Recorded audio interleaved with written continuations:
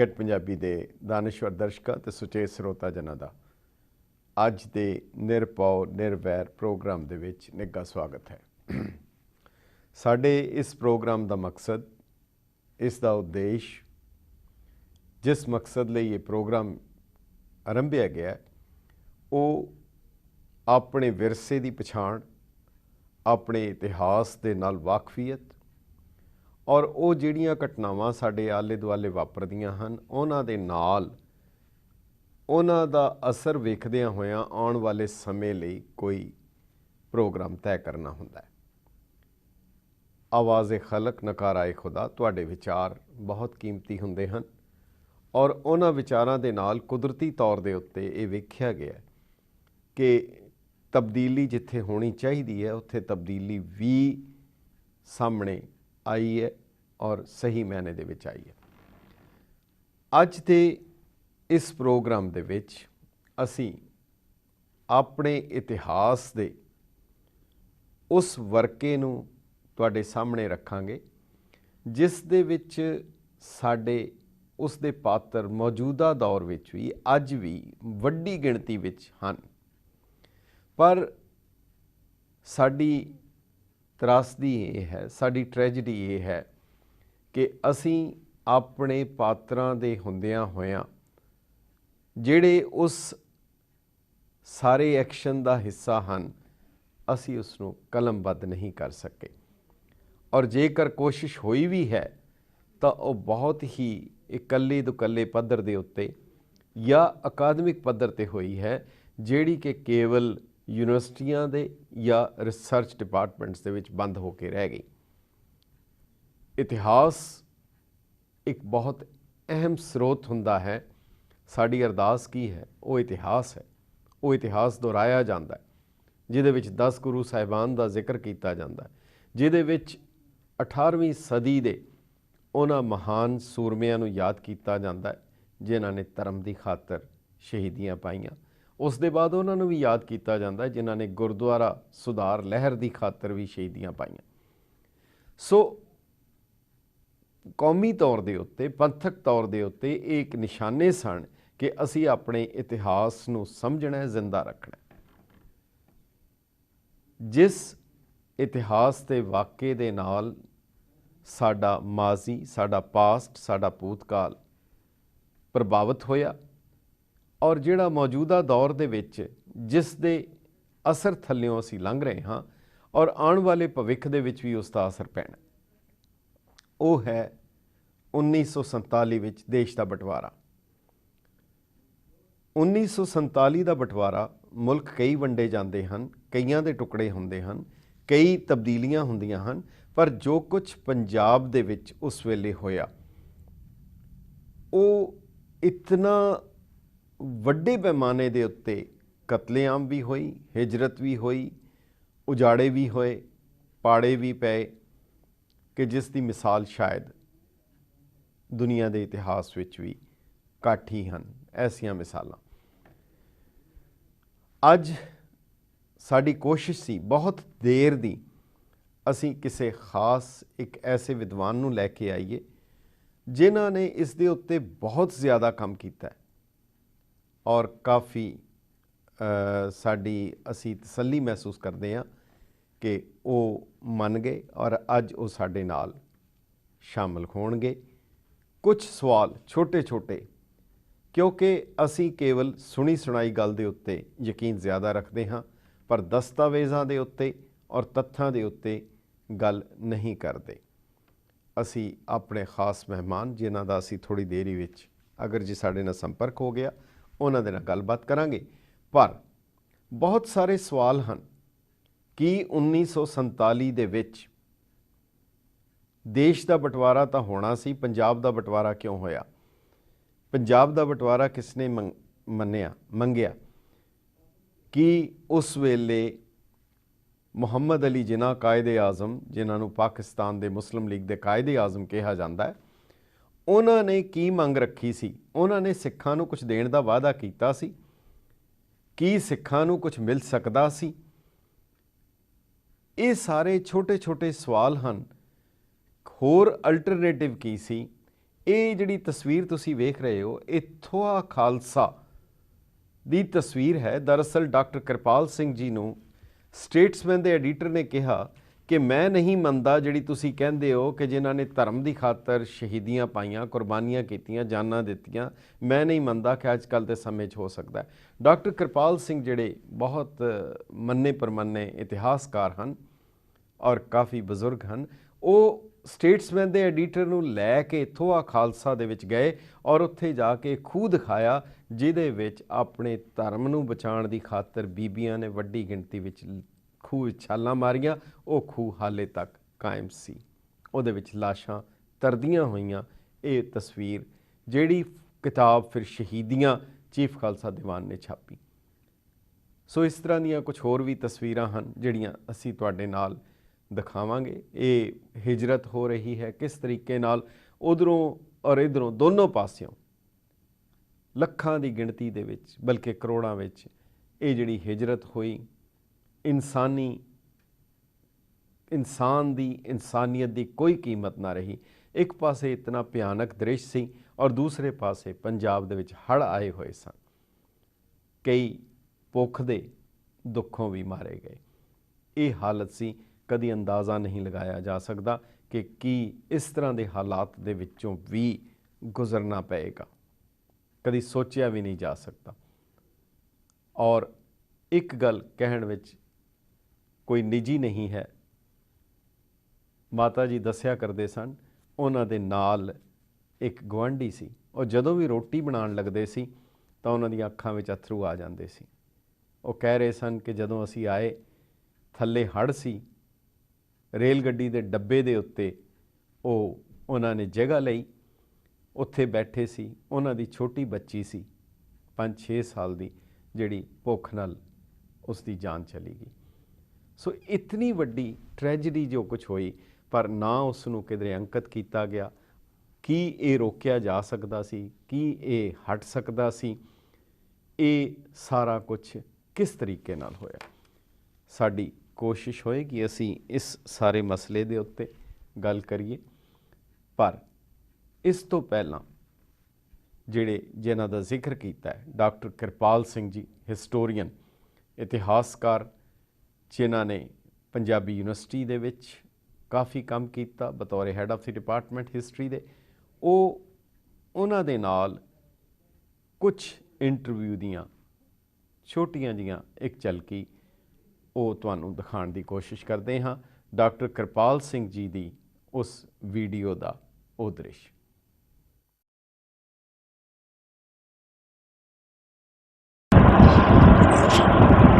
कोई खास मास्टर की कोई जदों मैं जाता जी, मास्टर जी कह रहे वो कृपाल से मैं बर्फी ले आओ। बर्फी ताजा आती सी मेरे चाह पियाते सी, गलबात खोल के करते जी जी जी जी। मैं क्या पार्टीशन ऑफ पंजाब से मैं कम करता जी। मैं एक रात ही चल खा दिया मैं सारा, तो घबराना बड़िया पते दी गल्लां तुसीं जी जी। खास जी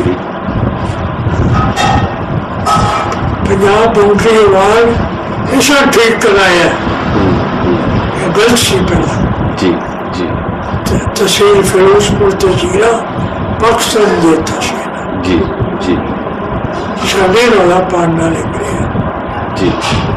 ये मैं फिर किताब ये गल ठीक साबित हुई है जी।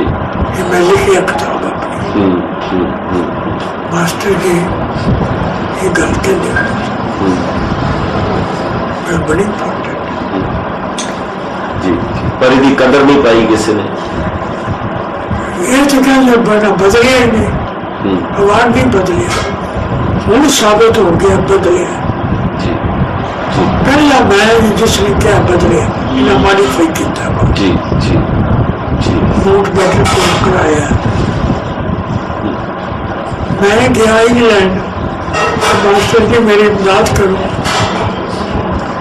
पैसे तो गवर्नमेंट देने से किसी को गंदे 10 दिन मिला, उन्हें मेरे शाल देना कितनी उस्ताद ने मेरी बड़ी मदद की। साथ ही गल मास्टर जी ने मास्टर जी ने कहा शायद तो कोई चिट्ठी ना लिखा करे CID वाले विचों कट लो मेरी चिट्ठी।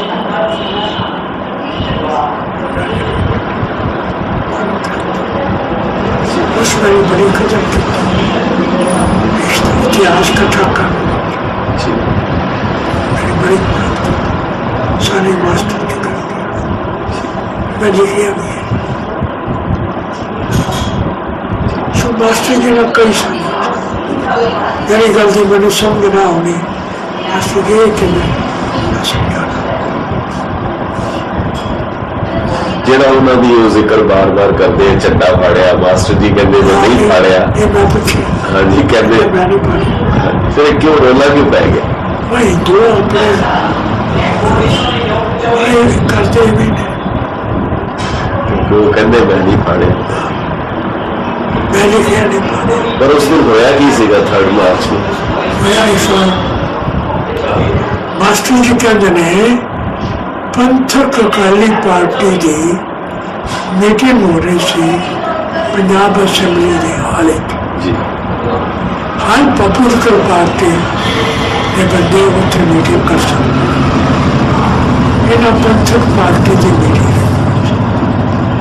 मीटिंग करके बाहर आए तो अगों जुलूस आ रहा सी पाकिस्तान जिंदाबाद। इन्होंने वेख के मत पे मास्टर जी ने कृपा नंगी करके क्या पाकिस्तान मुर्दाबाद। इन्हें क्यों पुलिस में क्या नहीं फिर ਉਸੇ ਦਿਨ ਤੋਂ ਰਾਈट्स शुरू हुए। बाद ਇਸ ਤੋਂ ਕਿੰਨੇ ਦਿਨ ਬਾਅਦ? ਕਿੰਨੇ ये ਦਿਨ? कहते ने हिंदू कहते ने मास्टर तारा से झंडा पाड़े ये गलत ना कोई झंडा सी ना पाड़े मास्टर जी। ਡਾਕਟਰ ਸਾਹਿਬ ਇੱਕ ਬੜਾ ਸਿੰਪਲ ਜਿਹਾ, ਤੁਸੀਂ ਤਾਂ ਸਾਰੇ ਪੂਰੇ ਇਸ ਨੂੰ ਦੇਖਿਆ ਹੈ ਕਿ ਇੱਕ ਆਮ ਇਹ ਖਿਆਲ ਹੈ ਜਾਂ ਰੌਲਾ ਪਾਇਆ ਜਾਂਦਾ ਹੈ ਕਿ ਖਾਲਿਸਤਾਨ ਮਿਲਦਾ ਸੀ, ਮਾਸਟਰ ਤਾਰਾ ਸਿੰਘ ਨੇ ਨਹੀਂ ਲਿਆ। ਕੀ ਮਿਲਦਾ ਸੀ? ਵਾਕਈ ਮਿਲਦਾ ਸੀ? ਹੈ ਫੈਕਟ ਹੈ ਜਾਂ ਨਹੀਂ? वो ये कहना सी कि ना कि Sikh state with in Pakistan बना गया। With in Pakistan 6 not independent कोई नहीं सीगा, ना किधरे नहीं सीगा। मास्टर जी ने कहा कि बाहर आ सकेगा 10 साल बाद या 5 साल हाँ जी सानू चॉइस है क्या नहीं बोले। उनका कोई लिफ्ट ही देंगे लिफ्ट ही ਇਹਦਾ ਮਤਲਬ ਫਿਰ ਤੇ ਬੜੀ ਡੇਂਜਰਸ ਸਿਚੁਏਸ਼ਨ ਸੀ ਨਾ, ਇਹ ਤੇ ਨੁਕਸਾਨਦੇਹ ਸੀਗਾ। बड़ी भारी ਹਾਂਜੀ उन्होंने फसाना चाहता था ਹਾਂਜੀ मास्टर जो फंसे नहीं। ਇਹਦਾ ਮਤਲਬ ਠੀਕ ਸੀ ਲੜਨਾ ਮਾਸਟਰ ਜੀ ਦਾ। बिल्कुल ठीक मैं लिखा ठीक। ਹਾਂਜੀ। ਫਿਰ ਇਹ ਕਿਉਂ ਬਾਰ-ਬਾਰ ਪ੍ਰਚਾਰ ਕੀਤਾ ਜਾਂਦਾ ਹੈ ਕਿ ਅੰਗਰੇਜ਼ ਦਿੰਦੇ ਸੀ, ਮਾਸਟਰ ਤਾਰਾ ਸਿੰਘ ਨੇ ਲਿਆ ਨਹੀਂ? बकवास है तेरा मुंह बंद कर सकते they do not know। ਸੋ ਇਹ ਵੀ ਸਹੀ ਹੈ ਕਿ ਕਾਂਗਰਸ ਤੇ ਲੀਗ ਨੇ ਮਿਲ ਕੇ ਪਾਰਟੀਸ਼ਨ ਆਫ ਇੰਡੀਆ ਮੰਗਿਆ ਤੇ ਸਿੱਖਾਂ ਦੀ ਵਜ੍ਹਾ ਕਰਕੇ ਪਾਰਟੀਸ਼ਨ ਆਫ ਪੰਜਾਬ ਹੋਇਆ। ਪਾਰਟੀਸ਼ਨ ਆਫ ਪੰਜਾਬ ਨਹੀਂ ਸੀ ਹੋਣਾ ਤੇ ਸਾਰਾ ਪੰਜਾਬ ਉੱਧਰ ਚਲੇ ਜਾਣਾ ਸੀ। ਇਹ ਵੀ ਸਹੀ ਹੈ ਔਰ ਇਹਦਾ ਨੁਕਸਾਨ ਬਹੁਤ ਹੋਣਾ ਸੀ ਸਿੱਖਾਂ ਨੂੰ, ਇਹਦਾ ਬਹੁਤ ਨੁਕਸਾਨ ਹੁੰਦਾ। ਸੋ ਇਹਦਾ ਮਤਲਬ ਜੋ ਹੈ ਇਸਦੀ ਕੋਈ ਚॉइस नहीं सी, ਇਸ ਤੋਂ ਕੋਈ ਹੋਰ कांग्रेस ने बचाया नहीं सका। कांग्रेस से मदद रख दे कर्नल जनरल मिलते रहे आर्मी जी। सब खत्म हो सकता जी जी मुश्किल नहीं साढ़े सिख लड़ेंगे इसी आदमी तक भी जा कर सकते जी जी कांग्रेस से तो निकल जाए। ये बड़ा बोल्ड स्टेप ਇਹਦਾ ਮਿਲਾ ਲੀजिए। ਹੈਲੋ ਹਾਂਜੀ ਗੈਟ ਪੰਜਾਬੀ ਦੇ ਦਾਨਸ਼ਵਰ ਦਰਸ਼ਕਾਂ ਦਾ ਵਕਫੇ ਦੇ ਬਾਅਦ ਨਿੱਘਾ ਸਵਾਗਤ ਹੈ। ਹੁਣ ਇੱਕ ਵਕਫਾ, ਉਸ ਦੇ ਬਾਅਦ ਤੁਹਾਡੇ ਮੁੜ ਹਾਜ਼ਰ ਹੋਣੇ।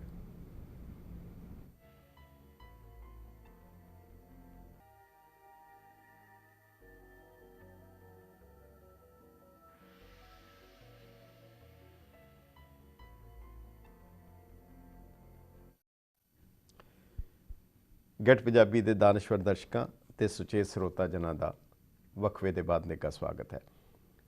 ਕਈ ਦਫਾ ਐਸੀਆਂ ਨਾਮਵਰ ਔਰ ਮੋਤਬਰ ਸਤਿਕਾਰਯੋਗ ਸ਼ਖਸੀਅਤਾਂ ਹੁੰਦੀਆਂ ਹਨ ਜਿਹੜੀਆਂ ਸਾਡੇ ਅਗਰ ਇਸ ਪੈਨਲ ਦੇ ਉੱਤੇ ਆਉਣ ਤਾਂ ਸਾਡੇ ਚੈਨਲ ਦਾ ਔਰ ਸਾਡਾ ਮਾਣ ਵੱਧਦਾ ਹੈ।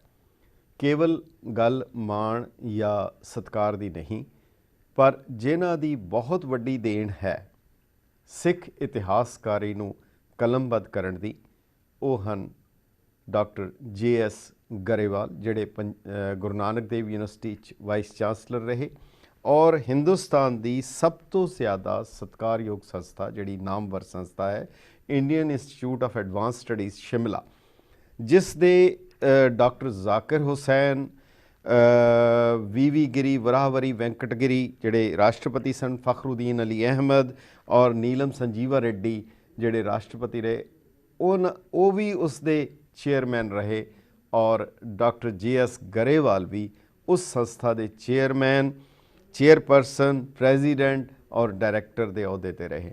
ਅੱਜ ਸਾਨੂੰ ਬਹੁਤ ਖੁਸ਼ੀ ਹੈ ਕਿ ਡਾਕਟਰ ਸਾਹਿਬ ਸਾਡੇ ਨਾਲ ਹਨ, ਜਿਨ੍ਹਾਂ ਨੇ ਪਾਰਟੀਸ਼ਨ ਦੇ ਉੱਤੇ ਵੀ ਔਰ ਸਿੱਖ ਇਤਿਹਾਸ 'ਤੇ ਨਿੱਘਰ ਕੰਮ ਕੀਤਾ ਹੈ।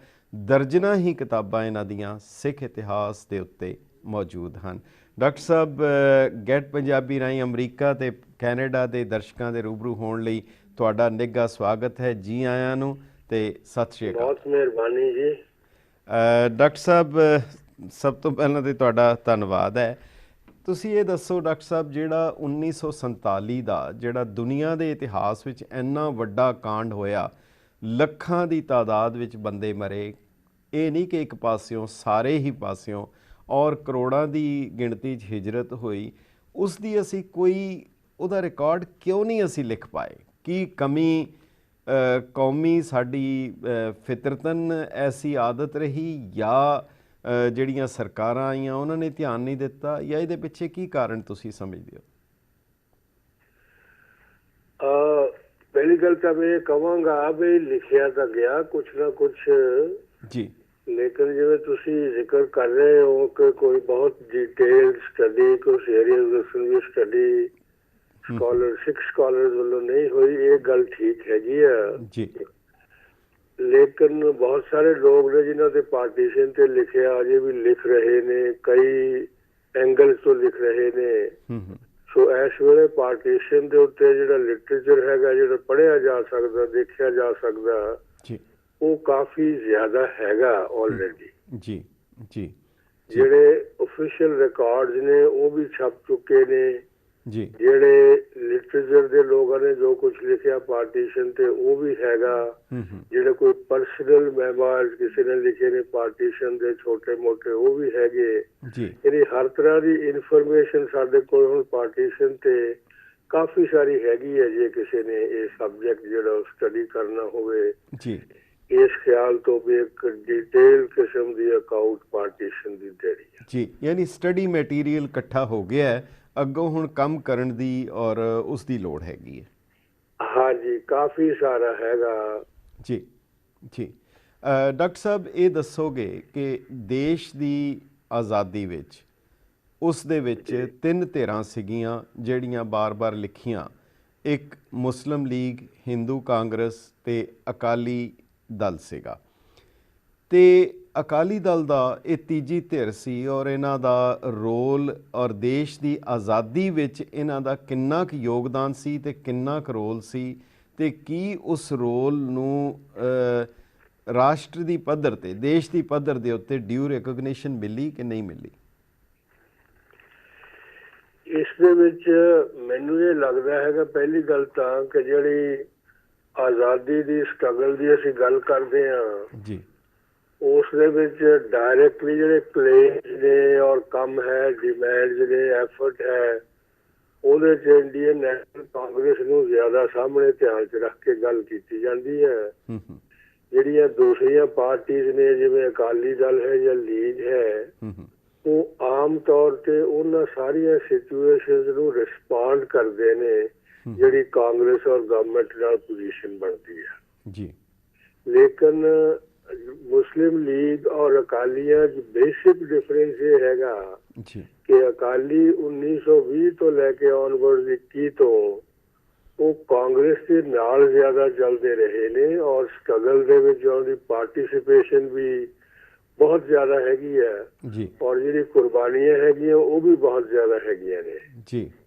ਲੀਗ ਦੇ ਵਾਲੇ ਜਿਹੜੇ ਮੁਸਲਿਮ ਲੀਗ ਦੇ ਲੀਡਰ ਜਿਨ੍ਹਾਂ ਸਾਹਿਬ ਨੇ ਉਹ ਆਜ਼ਾਦੀ ਦੀ ਉਹਨਾਂ ਨੇ ਡੈਕਲੇਰੇਸ਼ਨ ਕੀਤੀ ਆ ਕੇ 37 ਚ ਕੀਤੀ, ਲੇਕਿਨ ਉਹਨਾਂ ਨੇ ਜਿਹੜੀ ਸਟਰਗਲ ਹੈ ਉਸ ਦੇ ਵਿੱਚ ਇੰਨੀ ਕੋਈ ਕੁਰਬਾਨੀ ਹੈ ਨਹੀਂ ਮੁਸਲਿਮ ਲੀਗ ਦੀ ਜੀ ਜਿਹੜੀ ਆਜ਼ਾਦੀ ਦੀ ਸਟਰਗਲ ਜਿਸ ਨੂੰ ਅਸੀਂ ਕਹਿੰਦੇ ਆ ਜੀ ਜੀ। ਉਹ ਆਜ਼ਾਦੀ ਦਾ ਮਤਲਬ 37 ਤੋਂ ਕੁਝ ਪਹਿਲਾਂ ਵੀ ਬਾਅਦ ਚ ਵੀ ਇਹ ਲੈਣ ਲੱਗ ਗਏ ਵੀ ਪਾਕਿਸਤਾਨ ਬਣਨਾ ਆਜ਼ਾਦੀ ਹੈਗੀ ਆ ਜੀ ਔਰ ਇਸ ਦੇ ਲਈ ਐਫਰਟ ਕਰਦੇ ਰਹੇ ਜੀ ਜੀ ਜੀ। ਤੇ ਡਾਕਟਰ ਸਾਹਿਬ ਜਿਹੜਾ ਫਿਰ ਰਿਕਾਰਡ ਹੈ ਜਿਹੜਾ ਗਵਰਨਮੈਂਟ ਆਫ ਇੰਡੀਆ ਦੇ ਲੈਵਲ ਦੇ ਉੱਤੇ ਜਿਹੜਾ ਛਪਿਆ ਉਹਦੇ ਵਿੱਚ ਤਾਂ ਕੋਈ ਜ਼ਿਕਰ ਹੈ ਨਹੀਂ ਸਿੱਖਾਂ ਦਾ, ਜੇ ਹੈ ਵੀ ਹੈ ਤਾਂ ਬਿਲਕੁਲ ਨਗੂਣਾ ਜਿਹਾ ਜਾਂ ਉਹਦਾ ਕੀ ਕਾਰਨ ਹੈ? ਹਿਸਟੋਰੀਅਨ ਨੂੰ ਤਾਂ ਬਿਲਕੁਲ ਇੰਪਾਰਸ਼ੀਅਲ ਹੋ ਕੇ ਲਿਖਣਾ ਚਾਹੀਦਾ ਸੀ। ਉਸ ਦੇ ਵਿੱਚ ਇੱਕ ਗੱਲ ਤਾਂ ਇਹ ਹੈਗੀ ਹੈ ਨਾ ਕਿ ਕਾਂਗਰਸ ਨੇ ਤਾਂ ਲੜਾਈ ਮਤਲਬ ਬਾਈਕਾਟ ਕੀਤੀ ਹੋਈ ਸੀ। ਹਾਂਜੀ।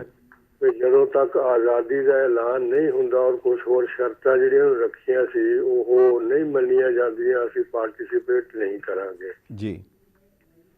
ਲੇਕਿਨ ਸਿੱਖ ਲੀਡਰ ਜਿਹੜੇ ਉਹਨਾਂ ਨੂੰ ਇਹ ਲੱਗਦਾ ਸੀਗਾ ਕਿ ਜਿਹੜੀ ਉਹਨਾਂ ਦੀ ਪੋਜੀਸ਼ਨ ਫੌਜ ਦੇ ਵਿੱਚ ਬਣੀ ਹੋਈ ਆ ਉਹ ਪਹਿਲਾਂ ਹੀ ਘਟ ਰਹੀ ਸੀ, ਕੁਝ ਥੋੜੀ ਜਿਹੀ ਕਮਜ਼ੋਰ ਹੋ ਰਹੀ ਸੀ ਜੀ ਵੀ ਜੇ ਅਸੀਂ ਇਹ ਕਰਾਂਗੇ ਤਾਂ ਸਾਡਾ ਹੋਰ ਵੱਧ ਨੁਕਸਾਨ ਹੋ ਜਾਏਗਾ।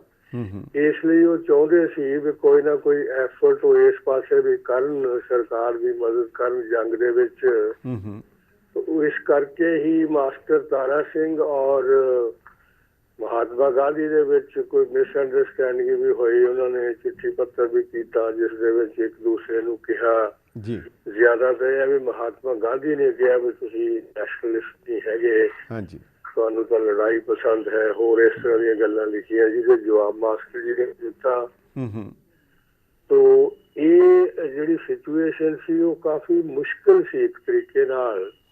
ਇੱਕ ਪਾਸੇ ਤਾਂ ਅਕਾਲੀਆਂ ਦੀ ਅਲਾਈਨਮੈਂਟ ਸੀਗੀ ਕਾਂਗਰਸ ਦੇ ਨਾਲ, ਉਹਨੂੰ ਵੀ ਛੱਡਣਾ ਨਹੀਂ ਸੀ ਚਾਹੁੰਦੇ ਔਰ ਇਸ ਕਰਕੇ ਸਟੇਟਮੈਂਟ ਹਰ ਵਾਰੀ ਇਹ ਦਿੰਦੇ ਸੀ ਵੀ ਜਿੱਥੋਂ ਤੱਕ ਆਜ਼ਾਦੀ ਦੀ ਸਟਰਗਲ ਦਾ ਤਾਲੁਕ ਹੈਗਾ ਅਸੀਂ ਕਾਂਗਰਸ ਦੇ ਨਾਲ ਆ। ਲੇਕਿਨ ਇਸ ਇੱਕ ਪੁਆਇੰਟ ਤੇ ਵੀ ਇਹਨਾਂ ਨੂੰ ਭਰਤੀ ਜਿਹੜੀ ਫੌਜ ਦੇ ਵਿੱਚ ਕਰਾਉਣੀ ਹੈ ਨਹੀਂ ਕਰਾਉਣੀ, ਇਸ ਤੇ ਉਹ ਡਿਸਐਗਰੀ ਕਰਦੇ ਸੀ। ਉਹ ਸਮਝਦੇ ਸੀ ਵੀ ਇਸ ਦੇ ਵਿੱਚ ਦੇਸ਼ ਦਾ ਵੀ ਭਲਾ ਹੋ ਸਕਦਾ। ਜਿਹੜੀ ਮਾਸਟਰ ਤਾਰਾ ਸਿੰਘ ਦੀਆਂ ਸਟੇਟਮੈਂਟਸ ਨੇ ਉਸ ਦੇ ਵਿੱਚ ਇਹ ਗੱਲ ਬੜੀ ਉੱਭਰ ਕੇ ਆਉਂਦੀ ਹੈ ਕਿ ਫੌਜੀ ਤਾਕਤ ਰੱਖਣਾ ਸਿਰਫ ਸਿੱਖਾਂ ਦੇ ਇੰਟਰਸਟ ਵਿੱਚ ਨਹੀਂ ਹੈ, ਬਲਕਿ ਇਹ ਸਾਰੇ ਦੇਸ਼ ਦੇ ਇੰਟਰਸਟ ਵਿੱਚ ਹੈ ਕਿ ਜੇ ਬਾਈ ਐਨੀ ਚਾਂਸ ਜਿਹੜੇ ਅੰਗਰੇਜ਼ ਨੇ ਹਾਰਦੇ ਨੇ ਔਰ ਮੁਲਕ ਆਪ ਹੀ ਡਿਫੈਂਡ ਕਰਨਾ ਪੈਂਦਾ ਤਾਂ ਉਸ ਦੇ ਵਿੱਚ ਜੇ ਸਾਡੀ ਫੌਜ ਆਪਣੀ ਨਹੀਂ ਹੈ ਤਾਂ ਸਾਡੇ ਆਪਣੇ ਸੋਲਜਰਸ ਨਹੀਂ ਹੈਗੇ, ਅਫਸਰ ਨਹੀਂ ਹੈਗੇ, ਤਾਂ ਉਹ ਲੜਾਈ ਕਿਸ ਤਰੀਕੇ ਨਾਲ ਕਰਨਗੇ ਕਿਸੇ ਦੁਸ਼ਮਣ ਦੀ ਬਾਹਰ ਦੇ ਜੀ ਜੀ। ਤੋਂ ਮਾਸਟਰ ਤਾਰਾ ਸਿੰਘ ਇਸ ਖਿਆਲ ਤੋਂ ਉਹ ਚਾਹੁੰਦੇ ਸੀਗੇ ਵੀ ਸਿੱਖ ਫੌਜ ਦੇ ਵਿੱਚ ਭਰਤੀ ਹੋਣ, ਮਦਦ ਕਰਨ ਤਾਂ ਕਿ ਸਿੱਖਾਂ ਦੀ ਆਪਣੀ ਔਰ ਸਾਰੇ ਮੁਲਕ ਦੀ ਜਿਹੜੀ ਤਾਕਤ ਹੈਗੀ ਆ ਉਹ ਵਧੇ ਔਰ ਜੇ ਜ਼ਰੂਰਤ ਪਏ ਤਾਂ ਫਿਰ ਇਸ ਦਾ ਇਸਤੇਮਾਲ ਕੀਤਾ ਜਾਏ। ਜੀ ਡਾਕਟਰ ਸਾਹਿਬ, ਮੈਂ ਇੱਕ ਬੜੀ ਇੰਟਰਸਟਿੰਗ ਆਬਜ਼ਰਵੇਸ਼ਨ ਪੜ੍ਹ ਰਿਹਾ ਸੀ। ਗਾਂਧੀ ਜੀ ਨੇ ਉਸ ਵੇਲੇ ਲਿਖਿਆ ਕਿ ਮੈਂ ਤਾਂ ਐਸੀ ਸਰਕਾਰ ਚਾਹੁੰਦਾ ਜਿਹਦੇ ਵਿੱਚ ਫੌਜ ਦੀ ਲੋੜ ਹੀ ਨਾ ਹੋਏ। ਤਾਂ ਮਾਸਟਰ ਜੀ ਨੇ ਉਸ ਵੇਲੇ ਜਵਾਬ ਦਿੱਤਾ ਸੀ, ਜੇ ਕਿਧਰੇ ਐਸੀ ਹਾਲਤ ਬਣ ਜਾਏ ਤਾਂ ਉਸ ਦੇਸ਼ ਵਿੱਚ ਸਰਕਾਰ ਦੀ ਕੀ ਲੋੜ ਹੈ। ਜਿਸ ਦੇਸ਼ ਵਿੱਚ ਫੌਜ ਦੀ ਲੋੜ ਨਹੀਂ ਉੱਥੇ ਸਰਕਾਰ ਦੀ ਵੀ ਲੋੜ ਨਹੀਂ ਹੈਗੀ। ਔਰ ਬਲਕਿ ਗਾਂਧੀ ਜੀ ਨੇ ਬੜੇ ਔਖੇ ਹੋ ਕੇ ਲਿਖਿਆ ਸੀ ਕਿ ਜਿਹੜੇ ਵਿਅਕਤੀ ਗੁਰੂ ਗੋਬਿੰਦ ਸਿੰਘ ਦੀ ਫਿਲਾਸਫੀ ਵਿੱਚ ਯਕੀਨ ਰੱਖਦੇ ਆ ਉਹਨਾਂ ਲਈ ਕਾਂਗਰਸ ਵਿੱਚ ਕੋਈ ਥਾਂ ਨਹੀਂ। ਸੋ ਇਹ ਆਪਸ ਦੇ ਵਿੱਚ ਜਿਹੜਾ ਮਤਭੇਦ ਤੇ ਇੱਕ ਦੂਜੇ ਦੇ ਖਿਲਾਫ ਇੰਨਾ ਵੱਧ ਗਿਆ ਤੇ ਉਹਦੇ ਵਿੱਚ ਅੱਜ ਤੁਸੀਂ ਇਨ ਰੈਟਰੋਸਪੈਕਟ ਜਦੋਂ ਦੇਖਦੇ ਹੋ ਪਿਛਾਂ ਨੂੰ ਝਾਤ ਮਾਰ ਕੇ ਕੀ ਸ਼੍ਰੋਮਣੀ ਅਕਾਲੀ ਦਲ ਦਾ ਉਸ ਵੇਲੇ ਦਾ ਫੌਜ ਵਿੱਚ ਭਰਤੀ ਹੋਣ ਦਾ ਸਟੈਂਡ ਦੇਸ਼ ਦੇ ਸਿੱਖਾਂ ਦੇ ਔਰ ਹੱਕ ਵਿੱਚ ਨਹੀਂ ਸੀਗਾ? ਮੈਂ ਤਾਂ ਸਮਝਦਾ ਸੀਗਾ ਔਰ ਜਿਹੜੀ ਗੱਲ ਮਾਸਟਰ ਤਾਰਾ ਸਿੰਘ ਨੇ ਕਹੀ ਬਹੁਤ ਦਰੁਸਤ ਸੀ। ਕਿਉਂਕਿ ਕਾਂਗਰਸ ਵੀ ਤਾਂ ਕਹਿੰਦੇ ਸ਼ਰਤਾਂ ਹੀ ਰੱਖ ਸੀ ਨੇ ਵੀ ਜੇ ਇਹ ਸ਼ਰਤਾਂ ਮੰਨੋਗੇ ਤਾਂ ਅਸੀਂ ਵੀ ਸਪੋਰਟ ਦਿੰਦੇ ਹਾਂ। ਜਿਹੜੀ ਉਹਨਾਂ ਨੇ ਭਰਤੀ ਤਾਂ ਫੇਰ ਵੀ ਕਰਾਉਣੀ ਸੀ, ਲੜਾਈ ਦੇ ਵਿੱਚ ਜਾਣਾ ਵੀ ਸੀ ਜੀ ਜੀ। ਸਿਰਫ ਗੱਲ ਤਾਂ ਇਹ ਸੀਗੀ ਵੀ ਉਹ ਕੰਡੀਸ਼ਨ ਸਾਡੀਆਂ ਪਹਿਲਾਂ ਮੰਨ ਲਓ। ਹਾਂਜੀ ਇਸ ਲਈ ਮਾਸਟਰ ਤਾਰਾ ਸਿੰਘ ਨੇ ਪੁਆਇੰਟ ਆਊਟ ਕੀਤਾ ਵੀ ਮਹਾਤਮਾ ਗਾਂਧੀ ਜੋ ਮਰਜ਼ੀ ਕਹਿਣ, ਕਾਂਗਰਸ ਦੀ ਇਹ ਪਾਲਿਸੀ ਨਹੀਂ ਹੈ। ਨਾ ਹੀ ਕੋਈ ਸਟੇਟ ਚੱਲ ਸਕਦੀ ਹੈ ਫੌਜ ਤੋਂ ਬਗੈਰ। ਜੀ ਜੀ ਜੀ ਜੀ। ਇਹ ਗੱਲ ਮੈਂ ਸਮਝਦਾ ਉਹਨਾਂ ਦੀ ਬਿਲਕੁਲ ਦਰੁਸਤ ਸੀ। ਜਦੋਂ ਤੱਕ ਸੁਸਾਇਟੀ ਹੈ, ਗਵਰਨਮੈਂਟ ਹੈ ਜੀ, ਉਸ ਵੇਲੇ ਤੱਕ ਫੋਰਸ ਦੀ ਜ਼ਰੂਰਤ ਰਹਿੰਦੀ ਹੈਗੀ, ਇਸ ਤੋਂ ਬਗੈਰ ਕੋਈ ਚਾਰਾ ਨਹੀਂ। ਠੀਕ ਹੈ। ਡਾਕਟਰ ਸਾਹਿਬ, ਇੱਕ ਛੋਟਾ ਜਿਹਾ ਵਕਫੇ ਦਾ ਸਮਾਂ, ਤੁਹਾਨੂੰ ਤਕਲੀਫ ਦੇਵਾਂਗੇ, ਤੁਸੀਂ ਕਿਰਪਾ ਕਰਕੇ ਲਾਈਨ ਦੇ ਉੱਤੇ ਰਹੋ, ਥੋੜੀ ਦੇਰੀ ਬਾਅਦ ਮੁੜ ਹਾਜ਼ਰ ਹੋਗੇ। ਬਹੁਤ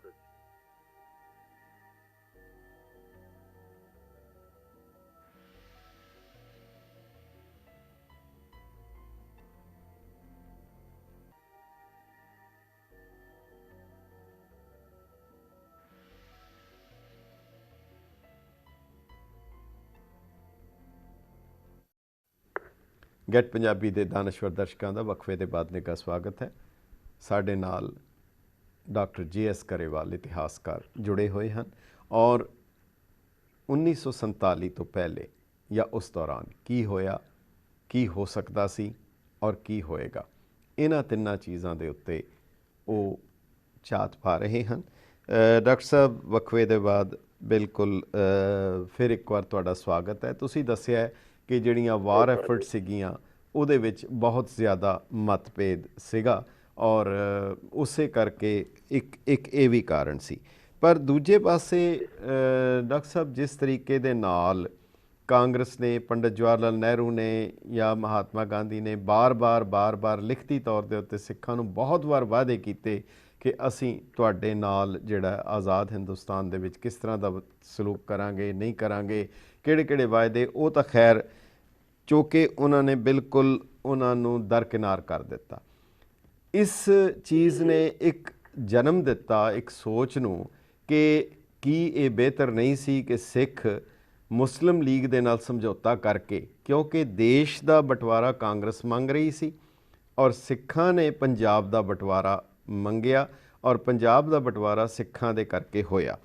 ਸੋ ਇਹ ਜਿਹੜਾ ਬਟਵਾਰਾ ਹੋਇਆ, ਪੰਜਾਬ ਦਾ ਬਟਵਾਰਾ, ਇਹ ਸਿੱਖਾਂ ਦੇ ਵੱਲੋਂ ਪੰਜਾਬ ਦੀ ਡਿਵੀਜ਼ਨ ਦੀ ਮੰਗ ਕਿਉਂ ਕੀਤੀ ਗਈ, ਇਹਦੇ ਪਿੱਛੇ ਕੀ ਕਾਰਨ ਸੀ ਔਰ ਕਿਤਨੇ ਕੁ ਸਟਰੋਂਗ ਕਾਰਨ ਸੀ ਕਿ ਮੁਸਲਿਮ ਲੀਗ ਚਾਹੁੰਦੀ ਸੀ ਪੰਜਾਬ ਪੂਰੇ ਦਾ ਪੂਰਾ ਇਕੱਠਾ ਰਵੇ, ਪਰ ਸਿੱਖ ਲੀਡਰਸ਼ਿਪ ਨੇ ਇਸ ਗੱਲ ਨੂੰ ਨਾ ਮੰਨ ਕੇ ਪੰਜਾਬ ਦਾ ਬਟਵਾਰਾ ਕਰਵਾਇਆ। ਇਹ ਪੰਜਾਬ ਦਾ ਬਟਵਾਰਾ ਕਿਉਂ ਹੋਇਆ? ਇਸ ਦੇ ਵਿੱਚ ਲਾਂਬਾ ਸਾਹਿਬ, ਪਹਿਲੀ ਗੱਲ ਤਾਂ ਇਹ ਲੱਗਦੀ ਹੈਗੀ ਆ ਜੀ ਕਿ ਸਾਨੂੰ ਇੱਕ ਲੌਂਗ ਵਿਊ ਲੈਣਾ ਚਾਹੀਦਾ ਹੈਗਾ ਵੀ ਅਕਾਲੀਆਂ ਦੀ ਸੋਚ ਫੰਡਾਮੈਂਟਲੀ ਬੇਸਿਕਲੀ ਕੀ ਸੀਗੀ। ਜੀ, ਉਹਦੇ 'ਚ ਮੈਨੂੰ ਇਹ ਗੱਲ ਬਹੁਤ ਇੰਪੋਰਟੈਂਟ ਲੱਗਦੀ ਆ ਕਿ ਅਰਲੀ 20s ਦੇ ਵਿੱਚ ਵੀ 22, 23, 24 ਜਦੋਂ ਸਟਰਗਲ ਚੱਲ ਰਹੀ ਹੈ ਗੁਰਦੁਆਰਾ ਦੀ ਜੀ, ਉਸ ਟਾਈਮ ਤੇ ਵੀ ਜਦੋਂ ਕਦੀ ਕਾਂਗਰਸ ਨੇ ਪ੍ਰਪੋਜ਼ਲ ਦਿੱਤੀ ਵੀ ਤੁਸੀਂ ਮਰਜ ਕਰ ਲਓ ਅਕਾਲੀ ਦਲ ਨੂੰ, ਤਾਂ ਅਕਾਲੀ ਲੀਡਰਸ ਨੇ ਕਿਹਾ ਵੀ ਅਸੀਂ ਇਹ ਨਹੀਂ ਕਰ ਸਕਦੇ। ਹਾਂਜੀ, ਅਸੀਂ ਪੈਰਲਲ ਆਰਗੇਨਾਈਜੇਸ਼ਨ ਰੱਖ ਕੇ ਕਾਂਗਰਸ ਦੇ ਨਾਲ ਸ਼ੋਲਡਰ ਟੂ ਸ਼ੋਲਡਰ ਚੱਲ ਸਕਦੇ ਹਾਂ, ਲੜ ਸਕਦੇ ਹਾਂ, ਲੇਕਿਨ ਅਸੀਂ ਆਪਣੀ ਜਿਹੜੀ ਇੰਡੀਪੈਂਡੈਂਟ ਐਗਜ਼ਿਸਟੈਂਸ ਐਂਟੀਟੀ ਹੈਗੀ ਆ ਉਹ ਅਸੀਂ ਮਰਜ ਨਹੀਂ ਕਰ ਸਕਦੇ। ਜੀ ਜੀ। ਉਸ ਤੋਂ ਬਾਅਦ ਜਿਹੜੀ ਪ੍ਰਪੋਜ਼ਲ ਗੋਲਮੇਜ਼ ਕਾਨਫਰੰਸ ਤੇ ਵੀ ਆਈ, ਉਸ ਦੇ ਵਿੱਚ ਵੀ ਇਹੀ ਉਹਨਾਂ ਦਾ ਕਹਿਣਾ ਸੀਗਾ ਕਿ ਅਸੀਂ ਨਾ ਕਿਸੇ ਨੂੰ ਡੋਮੀਨੇਟ ਕਰਨਾ ਚਾਹੁੰਦੇ ਹਾਂ, ਨਾ ਕਿਸੇ ਤੋਂ ਹੋਣਾ ਚਾਹੁੰਦੇ ਹਾਂ। ਇਸ ਲਈ ਇਹੋ ਜਿਹੀ ਪ੍ਰੋਵੀਜ਼ਨ ਚਾਹੀਦੀ ਆ ਜਿੱਥੇ ਸਾਡੀ ਇਹ ਪੋਜੀਸ਼ਨ ਹੋਵੇ, ਸਾਡੇ ਕਿਸੇ ਸਿੰਗਲ ਕਮਿਊਨਿਟੀ ਦੀ ਡੋਮੀਨੇਸ਼ਨ ਨਹੀਂ ਹੈ। ਜੀ ਜੀ ਜੀ। ਇਹ ਬੜਾ ਯਾਨੀ ਪੁਰਾਣਾ ਆਈਡੀਆ ਅਕਾਲੀ ਦਾ ਸ਼ੁਰੂ ਤੋਂ ਹੀ ਹੈਗਾ ਔਰ ਇਸ ਤੇ ਉਹ ਕਾਇਮ ਰਹਿੰਦੇ ਨੇ। ਜਿਵੇਂ ਜਿਵੇਂ ਸਿਚੁਏਸ਼ਨ ਬਦਲਦੀ ਆ ਉਸੇ ਤਰੀਕੇ ਨਾਲ ਉਹ ਆਪਣੇ ਮੋਡੀਫਾਈ ਤਾਂ ਕਰਦੇ ਆ ਪ੍ਰਪੋਜ਼ਲ ਜੀ, ਲੇਕਿਨ ਜਿਹੜੀ ਬੇਸਿਕ ਪੋਜੀਸ਼ਨ ਆ ਇਹ ਰਹਿੰਦੀ ਆ। ਜੀ। ਦੂਸਰੀ ਗੱਲ ਇਹ ਹੈਗੀ ਆ ਕਿ 47 ਤੋਂ ਪਹਿਲਾਂ ਕਾਂਗਰਸ ਜਿਹੜੀ ਆ ਉਹ ਨੈਸ਼ਨਲ ਪ੍ਰੋਗਰਾਮ ਦੀ ਗੱਲ ਕਰਦੀ ਸੀ, ਆ ਕੇ ਫਿਰ ਇੰਡੀਅਨ ਸੈਕੂਲਰਿਜ਼ਮ ਦੀ ਗੱਲ ਵੀ ਉਹਨਾਂ ਨੇ ਨਾਰਾ ਜਿਹੜਾ ਸੀ ਇਹ ਦਿੱਤਾ ਵੀ ਸਾਡਾ ਕਿਸੇ ਰਿਲੀਜੀਅਸ ਕਮਿਊਨਿਟੀ ਨਾਲ, ਕਿਸੇ ਧਰਮ ਦੇ ਨਾਲ ਇਹ ਤਾਲੁਕ ਨਹੀਂ ਜਦੋਂ ਤੱਕ ਸਿਆਸਤ ਹੈਗੀ ਆ। ਲੇਕਿਨ ਜਿਹੜੇ ਬਾਕੀ ਕਮਿਊਨਿਟੀਜ਼ ਨੇ ਉਹ ਕਹਿੰਦੇ ਸੀ ਜੇ ਕਿ ਜਿਹੜੀ ਕਮਿਊਨਲ ਆਈਡੈਂਟਿਟੀ ਹੈ, ਮੁਸਲਮਾਨ ਜਿਵੇਂ ਮੁਸਲਿਮ ਲੀਗ ਹੈ ਜਾਂ ਅਕਾਲੀ ਹੁਣ ਜਿਵੇਂ ਪਹਿਲਾਂ ਵੀ ਕਿਹਾ ਗਿਆ ਸ਼ੁਰੂ ਤੋਂ ਹੀ ਆਈਡੀਆ ਹੈਗਾ, ਉਹ ਚਾਹੁੰਦੇ ਸੀ ਵੀ ਜਿਹੜਾ ਸਮਝੌਤਾ ਹੈਗਾ ਉਹ ਕਮਿਊਨਿਟੀ ਦੇ ਤੌਰ ਤੇ ਹੋਵੇ ਜੀ। ਤੋ ਕਾਂਗਰਸ ਦੀ ਥਿੰਕਿੰਗ ਜਿਹੜੀ ਹੈਗੀ ਆ ਉਹ ਬੜੀ ਦੇਰ ਤੋਂ ਇਹ ਚੱਲੀ ਆ ਰਹੀ ਸੀਗੀ, ਜਿਸ ਨੂੰ ਅਸੀਂ ਹੁਣ ਵਨ ਮੈਨ ਵਨ ਵੋਟ ਕਹਿੰਦੇ ਆ ਜੀ ਜੀ। ਉਸ ਦੇ ਵਿੱਚ ਇੰਡੀਵਿਜੂਅਲ ਦਾ ਰਿਲੇਸ਼ਨਸ਼ਿਪ ਹੈਗਾ ਸਟੇਟ ਨਾਲ, ਉਹਦੇ ਚ ਕਮਿਊਨਿਟੀ ਜਿਹੜੀ ਹੈ ਉਹਦੀ ਕੋਈ ਪੋਲੀਟੀਕਲ ਰੈਕਗਨੀਸ਼ਨ ਉਸ ਨੂੰ ਕੋਈ ਨਹੀਂ ਜੀ ਜੀ ਜੀ। ਮੈਂ ਸਮਝਦਾ ਵੀ ਅਸਲੀ ਝਗੜਾ ਤਾਂ ਇਹ ਸੀਗਾ। ਜੇ ਇੰਡੀਆ ਨਾਲ ਜਾਣਾ ਤਾਂ ਵੀ ਉਹੀ ਕਹਿੰਦੇ ਸੀ ਵੀ ਸਾਡੀ ਆਈਡੈਂਟਿਟੀ ਜਿਹੜੀ ਹੈ ਉਹ ਕਾਇਮ ਰੱਖਦੇ ਹੋਏ ਸਾਨੂੰ ਕੀ ਕੰਸੈਸ਼ਨਸ ਮਿਲ ਸਕਦੇ ਆ ਐਜ਼ ਸਿੱਖ ਕਮਿਊਨਿਟੀ ਜੀ, ਜਾਂ ਸਿੱਖ ਨੇਸ਼ਨ ਜਾਂ ਸਿੱਖ ਸਬ ਨੇਸ਼ਨ ਜੀ। ਜਿਹੜੀ ਗੱਲ ਜਿਨ੍ਹਾਂ ਦੇ ਨਾਲ ਹੋਈ ਉਹ ਵੀ ਇਹਨਾਂ ਟਰਮਸ ਵਿੱਚ ਸੀ। ਮਾਸਟਰ ਤਾਰਾ ਸਿੰਘ ਦੀ ਤਾਂ ਇੱਕ ਮੁਲਾਕਾਤ ਹੋਈ ਹੈ ਜਿਨ੍ਹਾਂ ਨਾਲ ਸਾਰੀ ਲਾਈਫ ਜੀ ਜੀ। ਉਸ ਟਾਈਮ ਤੇ ਜਿਨ੍ਹਾਂ ਨੇ ਆਫਰ ਕੀਤਾ ਵੀ ਤੁਸੀਂ ਜੇ ਪਾਕਿਸਤਾਨ ਦੇ ਵਿੱਚ ਰਹਿੰਦੇ ਹੋ, ਪੰਜਾਬ ਇੱਕੋ ਹੀ ਰਹਿੰਦਾ, ਤਾਂ ਜੋ ਕੰਸੈਸ਼ਨ ਤੁਸੀਂ ਮੰਗੋਗੇ ਅਸੀਂ ਤੁਹਾਨੂੰ ਦੇ ਦਾਂਗੇ। ਉਸ ਦੇ ਵਿੱਚ ਅਕਾਲੀ ਲੀਡਰਸ ਨੇ ਖਾਸ ਤੌਰ ਤੇ ਮਾਸਟਰ ਤਾਰਾ ਸਿੰਘ ਨੇ ਦੋ ਗੱਲਾਂ ਕਹੀਆਂ। ਹਾਂਜੀ, ਇੱਕ ਤਾਂ ਇਹ ਗੱਲ ਕਹੀ ਉਹਨਾਂ ਨੂੰ ਬਈ ਤੁਸੀਂ ਜਿਹੜੀ ਸਾਨੂੰ ਕਨਸਟੀਟਿਊਸ਼ਨ ਜਿਹੜੀ ਬਣੇਗੀ ਉਸ ਦੇ ਵਿੱਚ ਸਾਨੂੰ ਕੋਈ ਹੱਕ ਹੋਵੇਗਾ ਕਿ ਅਸੀਂ ਜੇ ਪਾਕਿਸਤਾਨ ਵਿੱਚ ਨਹੀਂ ਰਹਿਣਾ ਚਾਹੁੰਦੇ ਤਾਂ ਨਾ ਰਹੀਏ। ਕਹਿੰਦੇ ਵੀ ਇਹ ਤਾਂ ਹੋ ਨਹੀਂ ਸਕਦਾ ਕਿਉਂਕਿ ਸਟੇਟ ਤਾਂ ਇੱਕ ਰਹੇਗੀ ਜੀ, ਔਰ ਸਟੇਟ ਦੇ ਵਿਦਿਨ ਹੀ ਤੁਹਾਡੇ ਕੋਲ ਕੰਸੈਸ਼ਨ ਹੋ ਸਕਦੇ ਆ। ਦੂਸਰੀ ਗੱਲ ਉਹਨਾਂ ਨੇ ਇਹ ਕਿਹਾ ਚਲੋ ਮੰਨ ਲਈਏ ਅਸੀਂ ਰਹਿਣਾ ਹੀ ਚਾਹੁੰਦੇ ਆ, ਪਾਕਿਸਤਾਨ ਦੇ ਨਾਲ ਹੀ ਹੈਗੇ ਆ, ਗਾਰੰਟੀ ਕੀ ਹੈਗੀ ਆ, ਕਨਸਟੀਟਿਊਸ਼ਨਲ ਗਾਰੰਟੀ ਕੀ ਤੁਸੀਂ ਦਿੰਦੇ ਹੋ ਕਿ ਅਸੀਂ ਉਸ ਤੇ ਯਕੀਨ ਕਰ ਸਕੀਏ ਵੀ ਸਾਡੀ ਪੋਜੀਸ਼ਨ ਇਹ ਰਹੇਗੀ ਜੀ। ਇਸ ਦੇ ਜਵਾਬ ਵਿੱਚ ਉਹਨਾਂ ਨੇ ਕੁਛ ਨਹੀਂ ਕਿਹਾ। ਉਹ ਕਹਿੰਦੇ ਮੇਰਾ ਵਰਡ ਜਿਹੜਾ ਹੈਗਾ ਉਹੀ ਪਾਕਿਸਤਾਨ 'ਚ ਮੰਨਿਆ ਜਾਏਗਾ। ਤਾਂ ਜਿਹੜੀ ਕਨਸਟੀਟਿਊਸ਼ਨਲ ਅਸ਼ੋਰੈਂਸ ਕਿਸੇ ਕਿਸਮ ਦੀ ਨਹੀਂ ਹੈ, ਨਾ ਕੋਈ ਜ਼ਿਕਰ ਹੈ ਜੀ ਜੀ ਜੀ ਜੀ। ਬਾਕੀ ਜਿੰਨੀ ਕੋਈ ਇਹਨਾਂ ਦੀ ਨੈਗੋਸ਼ੀਏਸ਼ਨ ਚੱਲਦੀ ਹੈ ਕਿਸੇ ਅਕਾਲੀ ਲੀਡਰ ਨਾਲ ਹੋਰ ਦੇ ਨਾਲ, ਜਿਵੇਂ ਗਿਆਨੀ ਕਰਤਾਰ ਸਿੰਘ ਨੇ ਜਾਂ ਕੋਈ ਹੋਰ ਨੇ ਜੀ, ਉਹਦੇ 'ਚ ਕੋਈ ਸੈਟਿਸਫੈਕਟਰੀ ਕਿਸਮ ਦੀ ਕੋਈ ਗੱਲ ਨਹੀਂ ਹੈ, ਨਾ ਹੀ ਕੋਈ ਇਹੋ ਜਿਹੀ ਆਫਰ ਹੈਗੀ ਆ ਵੀ ਅਸੀਂ ਤੁਹਾਨੂੰ ਸਿੱਖ ਸਟੇਟ ਦਿੰਦੇ ਹਾਂ, ਅਸੀਂ ਤੁਹਾਨੂੰ ਖਾਲਿਸਤਾਨ ਦਿੰਦੇ ਹਾਂ ਜੀ, ਕਿਉਂਕਿ ਉਹ ਤਾਂ ਕੰਟਰਡਿਕਸ਼ਨ ਦੇ ਟਰਮਸ ਹੋ ਜਾਂਦੀ ਹੈ। ਜਿਹੋ ਜਿਹੀ ਗੱਲ ਮੁਸਲਿਮ ਲੀਗ ਦੇ ਲੀਡਰ ਕਰਦੇ ਸੀ, ਜਿਨ੍ਹਾਂ ਸਾਹਿਬ ਕਰਦੇ ਸੀ, ਉਸ ਕਿਸਮ ਦੀ ਆਫਰ ਉਹ ਜਵਾਹਰ ਲਾਲ ਨਹਿਰੂ ਦੀ ਹੈਗੀ, ਜਿਹੜੀ ਕੋਰਟ ਹੁੰਦੀ ਹੈਗੀ ਆ ਕਿ ਇਹਨਾਂ ਦੀ ਵੀ ਇੱਕ ਏਰੀਆ ਹੋਵੇ, ਖਿੱਤਾ ਜਿੱਥੇ ਇਹਨਾਂ ਦੀ ਆਜ਼ਾਦੀ ਹੋਵੇ ਜੀ। ਤੋ ਇਸ ਤੋਂ ਜ਼ਿਆਦਾ ਜਿਹੜੀ ਆ ਕਿਤੇ ਵੀ ਕਿਸੇ ਕਿਸਮ ਦੀ ਕੋਈ ਆਫਰ ਨਹੀਂ ਹੈ। ਨਾ ਆਫਰ ਜਿਹੜੀ ਹੈਗੀ ਆ ਕੋਈ ਫਰਮ ਕਨਸਟੀਟਿਊਸ਼ਨਲ ਟਰਮਸ ਵਿੱਚ ਹੈ ਵੀ ਉਹ ਢਾਂਚਾ ਹੋਏਗਾ ਕੀ, ਔਰ ਉਹ ਪ੍ਰੋਵੀਜ਼ਨ ਕਿਸ ਕਿਸਮ ਦੀ ਹੋਏਗੀ। ਉਹ ਜਿਨ੍ਹਾਂ ਸਾਹਿਬ ਆਪ ਤਾਂ ਕਹਿੰਦੇ ਸੀ ਕਿ ਪਾਕਿਸਤਾਨ ਪਹਿਲਾਂ ਕੰਸੀਡ ਹੋਵੇ, ਉਸ ਤੋਂ ਬਾਅਦ ਕੋਈ ਆਜ਼ਾਦੀ ਦੀ ਗੱਲ ਚਾਹੀਦੀ ਆ। ਸਿੱਖ ਲੀਡਰ ਨੂੰ ਕਹਿੰਦੇ ਸੀ ਤੁਸੀਂ ਹਾਂ ਕਰੋ ਪਾਕਿਸਤਾਨ ਦੀ, ਬਾਕੀ ਫੇਰ ਹੁੰਦਾ ਰਹੇਗਾ। ਸਮਝ ਗਏ ਜੀ ਜੀ ਜੀ ਜੀ ਜੀ। ਇਹ ਉਹਨਾਂ ਨੂੰ ਐਕਸੈਪਟੇਬਲ ਨਹੀਂ ਸੀ ਜੀ ਜੀ। ਇਸ ਲਈ ਮੈਂ ਵੀ ਬੜੀ ਦੇਰ ਤੋਂ ਸੁਣਦਾ ਆਇਆ ਹਾਂ ਵੀ ਇਸ ਕਿਸਮ ਦੀ ਆਫਰ ਸੀਗੀ, ਲੇਕਿਨ ਮੈਂ ਹੁਣ 3-4 ਸਾਲ ਹੋ ਗਏ ਮੈਨੂੰ ਮਾਸਟਰ ਤਾਰਾ ਸਿੰਘ ਦੇ ਕੰਮ ਕਰਦੇ ਆ, ਜਿੰਨੇ ਵੀ ਪੋਸੀਬਲ ਰਿਕਾਰਡ ਦੇਖੇ ਜਾ ਸਕਦੇ ਸੀ, ਲਿਖਤਾਂ ਦੇਖੀਆਂ ਜਾ ਸਕਦੀਆਂ ਸੀ ਜੀ, ਉਹ ਮੈਂ ਦੇਖੀਆਂ। ਮੈਨੂੰ ਕਿਸੇ ਕਿਸਮ ਦੀ ਇਸ ਤਰ੍ਹਾਂ ਦੀ ਪੋਜੀਸ਼ਨ ਨਹੀਂ ਮਿਲੀ ਜਿੱਥੇ ਇਹ ਲੱਗੇ ਕਿ ਆਫਰ ਹੋ ਰਹੀ ਹੈ ਸਿੱਖ ਸਟੇਟ ਦੀ ਜਾਂ ਖਾਲਿਸਤਾਨ ਦੀ ਜੀ ਜੀ ਜੀ ਜੀ।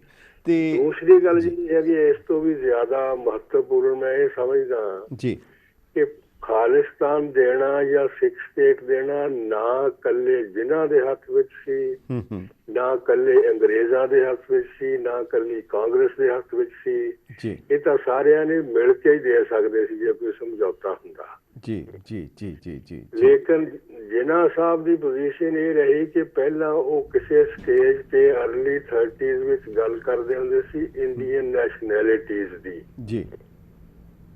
ਫਿਰ 37 ਤੋਂ ਬਾਅਦ ਉਹ ਗੱਲ ਕਰਨ ਲੱਗੇ 2 ਨੇਸ਼ਨਸ ਦੀ। ਜੀ। ਜਿਵੇਂ ਜਿਵੇਂ ਲੀਗ ਦੀ ਔਰ ਕਾਂਗਰਸ ਦੀ ਇਹ ਟਸਲ ਜਿਹੜੀ ਸੀ ਵਧੀ ਔਰ ਤਜ਼ਾਦ ਵਧਿਆ, ਜੀ, ਜਿਹੜੀਆਂ ਨੈਸ਼ਨੈਲਿਟੀਜ਼ ਦੀ ਗੱਲ ਸੀ ਉਹ ਬੈਕਗ੍ਰਾਉਂਡ ਚਲ ਜਾਣ ਲੱਗ ਗਈ। ਜੀ ਜੀ ਜੀ ਜੀ। ਜਿਹੜੀ ਅਸੀਂ ਤੀਸਰੀ ਕੌਮ ਦੀ ਜਾਂ ਤੀਸਰੀ ਐਂਟੀਟੀ ਦੀ ਗੱਲ ਕਰਦੇ ਹਾਂ ਜਿਨ੍ਹਾਂ ਨਾਲ ਡਿਸਕਸ਼ਨ ਕਰਨੀ ਸੀਗੀ ਕੈਬਨਿਟ ਮਿਸ਼ਨ ਨੇ ਜਾਂ ਸ਼ਿਮਲਾ ਕਾਨਫਰੰਸ ਦੇ ਵਿੱਚ, ਜੀ, ਉਹਦੇ 'ਚ ਸ਼ਿਮਲਾ ਕਾਨਫਰੰਸ ਦੇ ਵਿੱਚ ਹੀ ਇਹ ਸਟੇਟਸ ਮੰਨਿਆ ਗਿਆ ਸੀ ਰੈਪਰੈਜ਼ੈਂਟੇਸ਼ਨ ਸੀ ਜੀ ਮੇਨ ਕਮਿਊਨਿਟੀ ਦਾ। ਲੇਕਿਨ ਬਾਅਦ ਦੇ ਵਿੱਚ ਇਹ ਵੀ ਇਗਨੋਰ ਹੋਣ ਲੱਗ ਗਿਆ। ਜਿਹੜੀ ਸ਼ਿਮਲਾ ਕਾਨਫਰੰਸ ਤੋਂ ਬਾਅਦ ਦੀਆਂ ਪ੍ਰੋਸੀਡਿੰਗਸ ਨੇ ਜੀ, ਉਹਦੇ 'ਚ ਉਹਨਾਂ ਨੇ ਕਦੇ ਕੰਸੀਡ ਨਹੀਂ ਇਹ ਕੀਤਾ ਕਿ ਤੁਹਾਡੀ ਪੋਜੀਸ਼ਨ ਇਹਨਾਂ ਕਾਂਗਰਸ ਵਰਗੀ ਜਾਂ ਮੁਸਲਿਮ ਲੀਗ ਵਰਗੀ ਹੈਗੀ ਆ। ਜੀ। ਡਾਕਟਰ ਸਾਹਿਬ ਇੱਕ ਛੋਟਾ ਜਿਹਾ ਵਕਫਾ ਲੈਣਾ ਜ਼ਰੂਰੀ ਹੈ ਤੇ ਬਹੁਤ ਬਹੁਤ ਧੰਨਵਾਦ। ਉਸ ਤੋਂ ਬਾਅਦ ਤੁਹਾਨੂੰ 2-4 ਮਿੰਟ ਹੋਰ ਲੈ ਕੇ ਤੇ ਫਿਰ ਤੁਹਾਡੇ ਤੋਂ ਇਜਾਜ਼ਤ ਲਵਾਂਗੇ। ਤੁਸੀਂ ਕਿਰਪਾ ਕਰਕੇ ਲਾਈਨ ਤੇ ਰਹੋ। ਹਾਂਜੀ।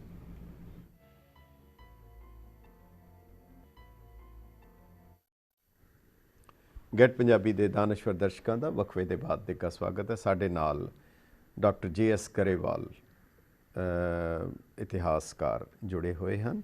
ਡਾਕਟਰ ਸਾਹਿਬ, ਵਕਫੇ ਦੇ ਬਾਅਦ ਇੱਕ ਵਾਰ ਫਿਰ ਤੁਹਾਡਾ ਸਵਾਗਤ ਹੈ। ਤੁਸੀਂ ਬਹੁਤ ਸਪਸ਼ਟ ਤਰੀਕੇ ਨਾਲ ਕੀਤਾ ਕਿ ਜੋ ਕੁਝ ਕਿਹਾ ਜਾ ਰਿਹਾ ਸੀ, ਦਿੱਤਾ ਜਾ ਰਿਹਾ ਸੀ, ਬੋਲਿਆ ਜਾ ਰਿਹਾ ਸੀ, ਖਾਲੀ ਕੇਵਲ ਉਹ ਗੱਲਾਂ ਦੇ ਨਾਲ ਹੀ ਸਾਰਾ ਕੁਝ ਹੋ ਰਿਹਾ ਸੀ, ਪਰ ਉਹਦਾ ਅਸਰ ਕੁਝ ਨਹੀਂ ਸੀ ਹੋਣਾ। ਔਰ ਜਿਹੜੀ ਚੀਜ਼ ਦੇ ਰਹੇ ਸੀ ਉਹ ਇਹ ਸੀ ਲੀਗ ਵੱਲੋਂ ਕਿ sub nation states within Pakistan without right to secession, ਇਹ ਜਿਹੜਾ ਮਿਲ ਰਿਹਾ ਸੀ, ਜਿਹੜਾ ਕਿ ਕਦੀ ਪ੍ਰਵਾਨ ਕੁਦਰਤੀ ਤੌਰ 'ਤੇ ਨਹੀਂ ਸੀ ਹੋ ਸਕਦਾ। ਇਸ ਤਰ੍ਹਾਂ ਦੇ ਵਾਅਦੇ ਕਾਂਗਰਸ ਵੀ ਕਰ ਰਹੀ ਸੀ ਤੇ ਲੀਗ ਵੀ ਕਰ ਰਹੀ ਸੀ। ਡਾਕਟਰ ਸਾਹਿਬ, ਇੱਕ ਬਿਲਕੁਲ ਹਾਈਪੋਥੈਟੀਕਲ ਸਵਾਲ ਹੈ ਕਿ ਜੇ ਕਿਧਰੇ ਬਟਵਾਰਾ ਪੰਜਾਬ ਦਾ ਨਾ ਹੁੰਦਾ ਫਿਰ ਸਿੱਖਾਂ ਦੀ ਕੀ ਹਾਲਤ ਹੋਣੀ ਸੀ? ਫਿਰ ਜਦੋਂ ਤਾਂ ਇਹੀ ਅਸੀਂ ਪੋਸੀਬਿਲਿਟੀ ਕਰਦੇ ਨੇ ਵਿਜ਼ੂਅਲਾਈਜ਼ ਵੀ ਪਾਕਿਸਤਾਨ ਦੇ ਵਿੱਚ ਸਾਰੇ ਦਾ ਸਾਰਾ ਪੰਜਾਬ ਹੁੰਦਾ ਜੀ, ਬਟਵਾਰਾ ਨਹੀਂ ਤਾਂ ਇਹੀ ਪੋਜੀਸ਼ਨ ਹੈ ਜੀ ਜੀ। ਜਿਹੜਾ ਲਾਹੌਰ ਰੈਜ਼ੋਲਿਊਸ਼ਨ ਹੈਗਾ ਜਿਹਨੂੰ ਪਾਕਿਸਤਾਨ ਰੈਜ਼ੋਲਿਊਸ਼ਨ ਕਹਿੰਦੇ ਆ, ਉਸ ਦੇ ਵਿੱਚ ਵੀ ਥੋੜੀ ਜਿਹੀ ਪ੍ਰੋਵੀਜ਼ਨ ਤਾਂ ਸੀਗੀ ਵੀ ਐਡਜਸਟਮੈਂਟ ਟੈਰੀਟਰੀਜ਼ ਦੀ ਹੋ ਸਕੇਗੀ। ਜਿਹੜੀਆਂ ਉਹ ਬਾਅਦ ਦੇ ਵਿੱਚ ਕੰਸੀਡ ਕਰਦੇ ਨੇ ਉਹ ਸਤਲੁਜ ਤੱਕ ਦੀ ਗੱਲ ਤਾਂ ਆਪ ਹੀ ਕਰਨ ਲੱਗ ਜਾਂਦੇ ਆ, ਕੋਈ ਬਿਆਸ ਤੱਕ ਵੀ ਕਰ ਲੈਂਦਾ। ਜਿਹੜੀ ਉਸ ਦੇ ਮੁਤਾਬਕ ਵੀ ਡਿਵਾਈਡ ਹੋਣੇ ਸੀ ਸਿੱਖ 2 ਹਿੱਸਿਆਂ 'ਚ। ਜੀ ਜੀ। ਤੋ ਸਿੱਖ ਥਿੰਕਿੰਗ ਇਹ ਸੀਗੀ ਵੀ ਜੇ ਅਸੀਂ ਸਾਡੀ ਪਰਸੈਂਟੇਜ ਆਲਰੇਡੀ ਥੋੜੀ ਹੈਗੀ 13-14% ਕੋਈ ਬਹੁਤ ਵੱਡੀ ਆਬਾਦੀ ਨਹੀਂ ਹੈ ਜੀ, ਜੇ ਫਰਦਰ ਡਿਵਾਈਡ ਹੋ ਗਈ ਤਾਂ ਸਾਡੀ ਪੋਜੀਸ਼ਨ ਹੋਰ ਵੀ ਕਮਜ਼ੋਰ ਹੋ ਜਾਏਗੀ। ਜੀ ਜੀ। ਇਸ ਕਰਕੇ ਕਮਿਊਨਿਟੀ ਦੇ ਤੌਰ ਤੇ ਸਿੱਖ ਸਫਰ ਕਰਨਗੇ, ਇਸ ਲਈ ਉਹ ਪਾਰਟੀਸ਼ਨ ਦੇ ਖਿਲਾਫ ਪਹਿਲਾਂ ਤਾਂ ਸੀਗੇ, ਲੇਕਿਨ ਬਾਅਦ ਦੇ ਵਿੱਚ ਉਹਨਾਂ ਨੂੰ ਆਲਟਰਨੇਟਿਵ ਇਹੀ ਲੱਗਿਆ ਵੀ ਇਸ ਤੋਂ ਇਲਾਵਾ ਸਾਡਾ ਕੋਈ ਚਾਰਾ ਨਹੀਂ ਹੈ। ਜੀ ਜੀ ਜੀ ਜੀ ਜੀ। ਉਸ ਦੇ ਵਿੱਚ ਸਿੱਖ ਲੀਡਰ ਦੀ ਆਰਗੂਮੈਂਟ ਇਹ ਰਹਿੰਦੀ ਸੀ ਕਿ ਤੁਸੀਂ ਪਾਪੂਲੇਸ਼ਨ ਤੋਂ ਇਲਾਵਾ ਸਾਡੀ ਜਿਹੜੀ ਹਿਸਟੋਰੀਕਲ ਇੰਪੋਰਟੈਂਸ ਆ ਉਹ ਦੇਖੋ, ਸਾਡੀ ਲੈਂਡਡ ਪ੍ਰਾਪਰਟੀ ਦੇਖੋ ਜੀ, ਸਾਡੀਆਂ ਸੇਕਰੇਡ ਹੋਲੀ ਪਲੇਸਿਸ ਦੇਖੋ ਕਿੱਥੇ ਨੇ। ਇਹ ਸਾਰਾ ਕੁਝ ਖਿਆਲ 'ਚ ਰੱਖ ਕੇ ਫਿਰ ਬਾਉਂਡਰੀ ਲਾਈਨ ਖਿੱਚਣੀ ਚਾਹੀਦੀ ਆ ਜੀ। ਲੇਕਿਨ ਅੰਗਰੇਜ਼ ਜਾਂ ਲੀਗ ਵੀ ਸ਼ੁਰੂ ਤੋਂ ਹੀ ਇਹ ਗੱਲ ਉਹਨਾਂ ਨੇ ਕਦੇ ਮੰਨੀ ਨਹੀਂ ਹੈ। ਕਾਫੀ ਅਰਲੀ ਅੰਗਰੇਜ਼ ਇਹ ਕਹਿ ਰਹੇ ਨੇ ਵੀ ਜੇ ਲਾਈਨ ਖਿੱਚਣੀ ਪਈ ਤਾਂ ਉਹ ਤਕਰੀਬਨ ਉਹੀ ਹੈ ਜਿਹੜੀ ਹੁਣ ਹੋਈ ਆ।